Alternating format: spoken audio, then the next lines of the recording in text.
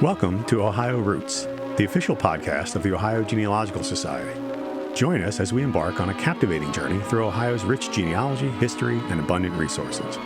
Hosted by me, OGS Executive Director Noel Poirier, this podcast brings you insightful conversations with a diverse array of guests, from OGS members, chapter leaders, and staff to renowned genealogists, historians, and influential figures within the genealogical community.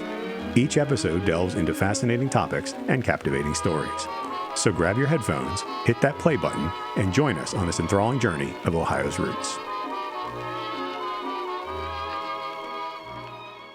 On today's episode of the OGS Ohio Roots podcast, we're heading to the War of 1812 as we talk with John Thompson. He's the manager of historic programming at Fort Meigs. John brings the stories of soldiers, settlers, and early Ohio history to life for us. We're excited to explore what makes this landmark such an important part of our state's past. So I hope you enjoy this conversation with John Thompson. Well, John Thompson, thanks so much for joining me today on the OGS Ohio Roots podcast to talk about the Fort Meigs historic site. I really appreciate having you here today.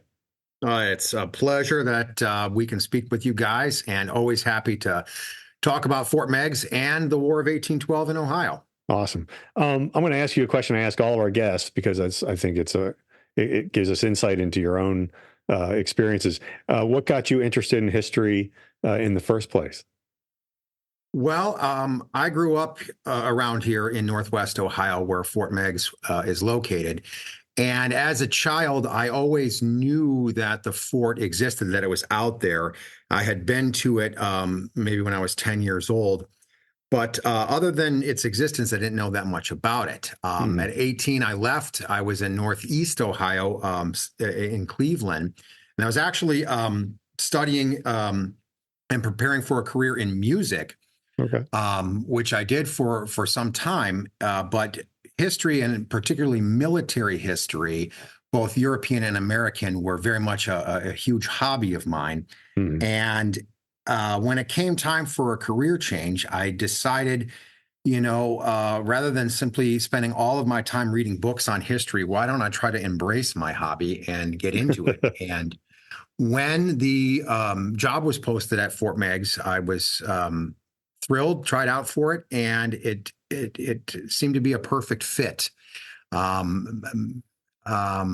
only in public address, as I do most of my time, but interpreting history and being in front of large crowds, all that I was well prepared for, and it was an ideal fit, and it allowed me just to do what I love every day. And so it's a perfect place for me to work. Awesome. Yeah, my background is in public history, and I have a master's in military history, so I'm always very appreciative of sites like Fort Meigs and Fort Lawrence and all the Ohio history sites like that, which are a nice way for us to connect.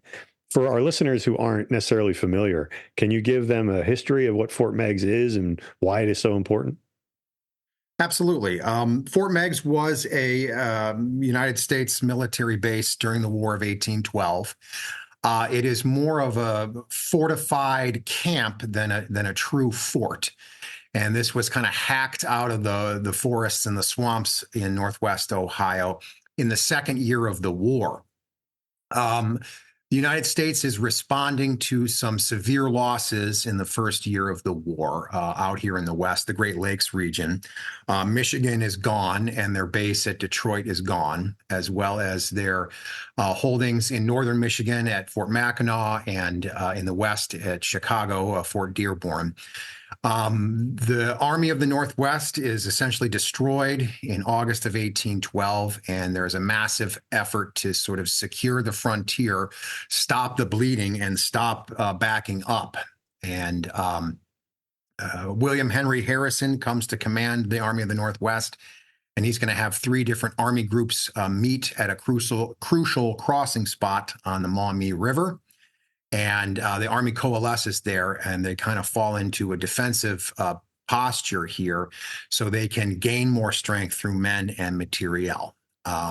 During that process, Fort Meigs will be heavily attacked by an allied army of British and American Indians. So we have big battles here.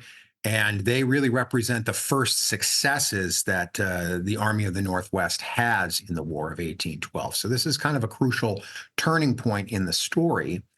Our battlefield is remarkably well preserved. The fort has been rebuilt to its original grandeur. You can tour the various blockhouses and batteries, and a lot of information is available to the public here as well. So, you don't often think of Ohio when you think of major battlefields in major U.S. conflicts, but it's right here. The front lines of the War of 1812 goes right through Northwest Ohio along the Maumee, and this is a significant site. What aspects of the fort story do you think are most essential kind of for visitors to understand when they arrive? Well, the fact that in general, the War of 1812, though not heavily studied by the general public, it is an enormously important story for Ohio and the Great Lakes region in general. Specifically to the fort, I think we have to look at the leadership that is present here. Tecumseh, the great Shawnee war chief, is leading the native armies that are here, and this is really the high point of his own power. He's able to field an army of substantial size here, and that's a tremendous accomplishment to unite so many different people and bring them under one cause. So leadership is a great story here. William Henry Harrison is sort of a rising star in the West. Of course, he will go on to become president of the United States, and he is personally in command of the fort, although his jurisdiction is quite vast. He is here. And then the junior officers that are present, a lot of these individuals are going to fall in love with the land here, and they're going to return after the War of 1812 and become, many of the principal citizens for Ohio and Northwest Ohio in the aftermath of the conflict. So the fact that all these officers were aware of the fort and aware of the landscape here, it's gonna play a key role in the development of Ohio in the later years. I've never been to Fort Meigs, which I've neglected, but if I come to visit, what are the exhibits and the programs, the interpretive kind of experience that I should expect from say a peak season visit? Well, I'd say the first thing that people are kind of overawed with is just the sheer size of what's here. If you think about a fort in the late 18th or 19th century, you're not imagining something as large as Fort Meigs is. The fort's footprint is 10 acres on the inside of the walls. And this is not a typical frontier fortification where you might have, 2 blockhouses, 2 bastions. Right. No, we have 7 enormous blockhouses here and 5 artillery batteries. And that 10-acre fort sits on another 70 acres of green space, a cemetery, and floodplain. And so it is immense, and that really tends to strike people when they first arrive. Summertime, we have the outdoor fort open, and each of the blockhouses is a freestanding exhibit space with different military topics covered. A lot of interpretive panels. Our programming, we have guided tours. Our historians all dress in period attire and are there to interpret the past. Anything that you have questions on, either in gear or the lay of the land, the story of the battles, things like that. So it's very interactive. We have a museum, an indoor artifact museum, which is open both summer and winter. And those artifacts all recovered from our battlefield. And a couple other key pieces of Ohio 1812 history. It's a beautiful collection. It's remarkable what remained in the earth here for archaeologists to discover in the mid-20th century. Big pieces that went untouched. So it is an all-encompassing story. Whatever it is you want to explore, our historians are sort of equipped to deal with that. Are there particular And this is kind of a question to you personally. Are there particular artifacts or features of the fort that you find really meaningful or powerful? I would say the earthworks that are here. Hmm. Inside the fort, the Americans constructed these massive escarpments, these huge walls of earth to defend their tents, essentially, because this is a field encampment from incoming British artillery. And they are big. They're very rare examples of internal defensive earthworks as exposed to siege lines or something like that. And they are original. In fact, they're the only 100% original part of Fort Meigs. The buildings and the walls have all been reconstructed. Hmm. But the soldiers themselves did pile that earth there. And they were originally dug to be 12, 15 feet tall. And now, after 200 plus years, they've come down to maybe 6 or 8 feet. So you're only looking at about 50% of what their original size was. But these earthworks were all dug in the last 36 hours before combat began. Hmm. And so you have to think about the soldier experience in those moments where you know you're going to be attacked, you know you're far from home, you know you're exhausted from shoveling dirt. And I like to think that a lot of that energy is still in those escarpments, all that anxiety, the fear, the preparedness, the resolve, the exhaustion is all there in that dirt. If you were an American soldier killed during the siege, there was simply no way to take your body outside for burial at the burial grounds. And so they were entombed inside these earthworks. And so the large traverses that you can still see today do contain human remains. Okay. We don't know where all of them are. We have found some of them, and the soldiers still lie there. But that's just a remarkable piece of the story to see that original dirt, and it parallels the river, to defend American lives. And indeed, they're still inside. That's pretty amazing. Hi, everyone. Noel Poirier here, Executive Director of the Ohio Genealogical Society and your host for the Ohio Roots podcast. Did you know you can help preserve the past and empower the future? Your donation to the Ohio Genealogical Society helps protect vital family history records and supports research for generations to come. Visit www.ogs.org/donate and give today. Thank you so much for your support. If you enjoy listening to the Ohio Roots podcast, we would really appreciate it if you could go to whatever platform it is that you listen and give us a good review. Reviews help us get more listeners and reach more people with Ohio Roots and what we're trying to do with the Ohio Genealogical Society. So please leave us a nice review, and thanks for listening. Many of the folks who do genealogy are trying to connect their ancestor to something like Fort Meigs. What kind of resources are you using to do your research that maybe a family historian or a genealogist could gain some knowledge from? Well, we get a lot of people that come through the doors that know that they've had an ancestor that fought in the War of 1812. And they might think that they fought at Fort Meigs. If they can give us the soldier's name, it's a good starting spot. And for the War of 1812 in particular, if you know your ancestor's company commander, that's definitely the easiest way to track it down. Right. But pretty quickly, we can find out if that soldier was even in the area during the war. And then if it's been determined that the soldier was at Fort Meigs, we can usually tell the descendant, what that soldier would have been doing, where they were, where their campsite was generally in the area. But we start with the muster rolls. There are a couple of different publications, particularly for the Ohio militia, which is most of the descendants that are coming here had an ancestor fighting in the militia.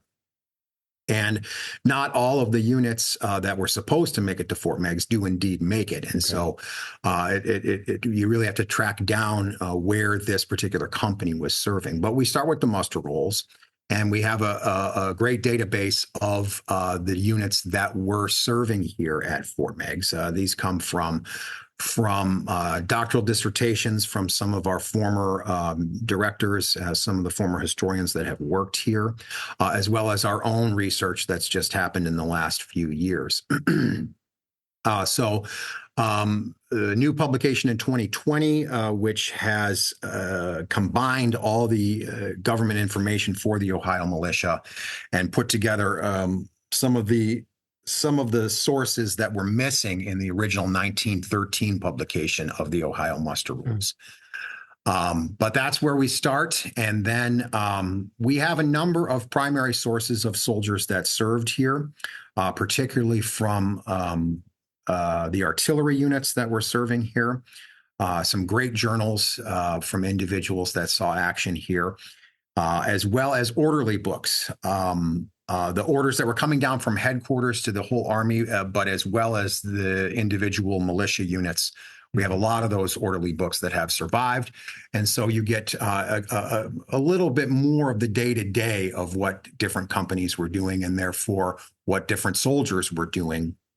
And hopefully we can tell a descendant, of different skirmishes or something that their ancestor might have been involved in, different building projects that the soldier would have been involved in, or scouting operations. So we can't always make people happy, but in a lot of cases, it's mind-blowing to people that come visit. The amount of information we can give them, as well as it just personalizing it for them, to be able to see the ground where your great-great-great-great-great-grandfather slept and hold a weapon that he would have been familiar with is a pretty cool thing. When you think about the site, what are the numbers of individuals we're talking about that actually serve there? I mean, obviously you're going to have the militias and all, and then I would assume camp followers and all of those things that went along with it. What was the population at kind of the height of the fort's kind of operation? The height of the fort's operation would be late summer of 1813, and we're looking at about 3,800 men, just under 4,000 soldiers serving here at that time. The low point is in April of the same year, 1813. We're down below 1,000. But the tricky thing is when you're dealing with militia units, you're dealing with very short-term enlistments. And so some guys are arriving and their enlistments expire, they get to go home. Those men have to be replaced. So there's almost a constant flushing of soldiery here to try and keep the army numbers strong and try to keep the military presence here up. So even though the height might be just under 4,000 men, that's at one time. We have literally thousands and thousands of more soldiers who might have been serving here 6 months prior to that, or 3 months prior to that. And the later you go into the war, into 1814 and beyond, actually the less and less information we have, simply because there's less and less soldiers here. It might be 120, it might be down to 40 men serving here at the end of the war. And because you have less soldiery, you have less opportunity to find primary sources, to find documentation. So we know the most about the time periods when the largest body of soldiers are going to be here. In your research and the research of your staff and your predecessors, have there been any kind of lesser known stories of kind of individual soldiers or community connections or things that you really kind of think deserve more attention? Ooh, that's an excellent question. Deserve more attention. One of the stories I like to tell is of a gentleman named Alexander Bourne, who was he was drafted into the Ohio militia in February of 1813, and he was apparently a wealthy guy. He could have afforded a replacement, but he felt it was his duty to go, that he'd been called upon, so he didn't take that route. And on the day that they mustered in, the first sergeant was not present, and the lieutenant simply grabbed Mr. Bourne and said, "You're now the first sergeant," which gives you an idea of how the Ohio militia functioned a little bit during the war. And when the second day of his duty, then, when it was discovered that he could write, he was made adjutant of the entire regiment. So two very quick promotions. He was a surveyor and drew a lot of the first early maps of the fort. and served as commander of our blockhouse number 6 on the south wall, the rear line of the American position here. And after the war, his Army buddies are going to call upon him to find a new port city on Lake Erie. And our local community here, Perrysburg, Ohio, is essentially plated out by Mr. Bourne in 1816 after the Army marches away. So the community that's here, I think, owes a tremendous debt to the United States Army and their presence here. And again, like I said at the beginning, all these officers who fell in love with the land and would return after the war. Mr. Bourne is one of these individuals. But there are 100 stories, lesser known tales of different people here. That's just one example. Yeah. But I mean, given a different day, I would probably tell a different story. That's understandable, though. What kind of seasonal programs, reenactments, special events can visitors kind of look forward to throughout the year? We try to do at least one big event every month out here. Okay. So next week in December here is our historic holidays, looking at the Army's first winter here in 1813 and 1814. But we do have large living history events, battle reenactments. We have our big 1812 event every Memorial Day weekend. Large 1812 siege reenactment of the battles here. But we also try to tell the story of Ohio, which means you're telling a 60-year war story, from the mid-18th century and the beginning of the French and Indian War, all the way through the end of the War of 1812 and 1815. We have a 60-year period here where Ohio is essentially a constant battlefield. Historians or textbooks like to divide this up into different chapters, like Pontiac's War or Lord Dunmore's War, the American Revolution, and things like that. But from an Ohio standpoint, and certainly from a native standpoint, this is all one story. Right. And it's multi-generational. It's extremely bloody. Visceral combat, and we try to focus on that as well as the War of 1812. So we do look at French and Indian events. We do look at American Revolution events, and give the audience themed tours to tell how that all is part of the story of the War of 1812, the prelude for the War of 1812. So you'll see those reenactments in April as well as in August. We look at the adoption of gunpowder and how that changes military tactics in a big June event called the Crossbow to Cartridge. We look at what the rest of the world is doing during the War of 1812. We have a big Napoleonics event here in October as well. We have civilian reenactments because, the trades are going to be supporting the Army, blacksmithing, barrel making, candle making, soap making. All this is required by the Army. And if it's not being done here, these materials are being shipped in. So we have civilian reenactments as well to school the audience in the trades that were necessary in the early 19th century. That's our September event. So as I said, every month we try to do at least one large living history event. And we keep our calendar pretty much the same each year. The dates change a little bit, but always the same themes and the same months. How can I go about planning my visit, John? Well, you can start with our great website, www.fortmeigs.org. It's got not only historical information there, you can read about the Army's presence here in the battles, but, descriptions of the site today and, where we're located, how you can contact us, how you can email me or, call the front desk. The website would be the great thing to visit. We are a member of the Ohio History Connection, so the OHC has a lot of information on us as well on their websites, as well as the literature and the publications that they put out as well. Oh, great. Well, John Thompson, thank you so much for joining me today on the OGS Ohio Roots podcast to give us a little bit of insight into Fort Meigs. I hope some of our listeners pay you a visit soon. So thanks for being here. Well, thank you very much, and I hope they come see us too. Take care. Take care. Thanks for joining us today on the Ohio Roots podcast, and a special thank you to our guest, John Thompson, for sharing the rich history of Fort Meigs with us today.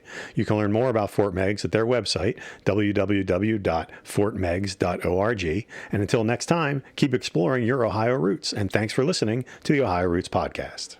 Get ready for the 2025 OGS Annual Conference coming to Sharonville, Ohio, April 29th through May 2nd, 2026. Join genealogists and family historians from across the country for 4 days of inspiring sessions, expert speakers, research tools, and community connections. Don't miss your chance to discover new stories and strengthen your family history skills. Registration opens November 28th, so be sure to register and be part of Ohio's premier genealogy event. The Ohio Roots podcast is brought to you by the Ohio Genealogical Society, the premier gateway for discovering your Ohio family history. Hosted by OGS Executive Director Noel Poyer and edited by Luke Poyer. Theme song is Beautiful Ohio, recorded by Bob Stanley and his orchestra in 1944. To learn more about joining the Ohio Genealogical Society, visit www.ogs.org.